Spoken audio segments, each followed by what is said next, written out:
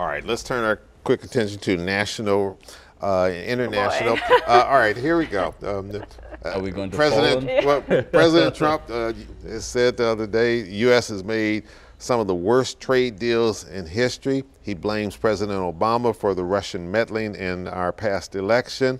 We got Syria, we got North Korea, hot spots all over the world.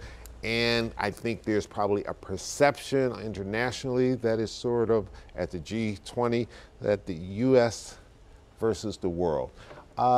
We don't have time to deal with all this, but, wow. but yeah, which we did. We need a couple hours. But quick perceptions on what's happening and how's the president doing?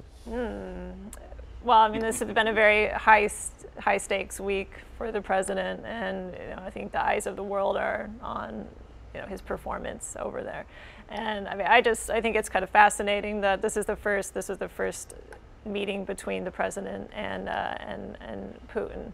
Given all the attention to Russia, this was the first time they've actually met. But I mean, I think here in the U.S. we've been sort of focused on these more, in my opinion, sort of irrelevant issues like Trump's his dumb Twitter comments, and I mean, and less focus on actual substantial issues. So I think maybe what's going on internationally can help put the focus on a more substantive discussion.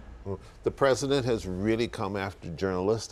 He did it on the campaign trail. He certainly has not toned it down since he's been in the White House. But we are not the most popular profession in the world. And to his base, we've never been. But here is the point of departure, though.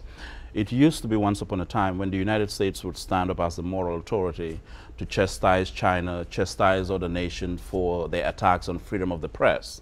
The rule of law and all of that. In fact, the State Department keeps a list of countries that would basically, go after journalists. The United States fought fearlessly for independence of the press. But now those nations are looking at us and looking at the president's tweet and basically saying, wait a minute, this was once the voice that basically became the voice of conscience when it came to freedom of the press. Now you no longer see that. So I think in many respects, I think we lose ground.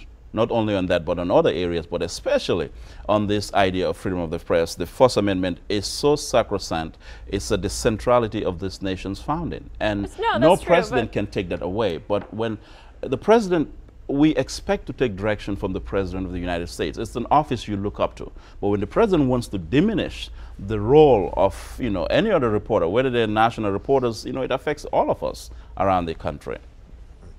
Okay, right, but I mean, I think us journalists tend to, I think we're obsessing a little bit about Trump's comments on Twitter, and he knows exactly how to get it. He does, and I think journalists are much more interested in this discussion maybe than the general public, and really Trump's playing to his supporters here who don't have much trust in the media. Gallup just had a poll showing only 12% of Republicans have faith in the mainstream media. So.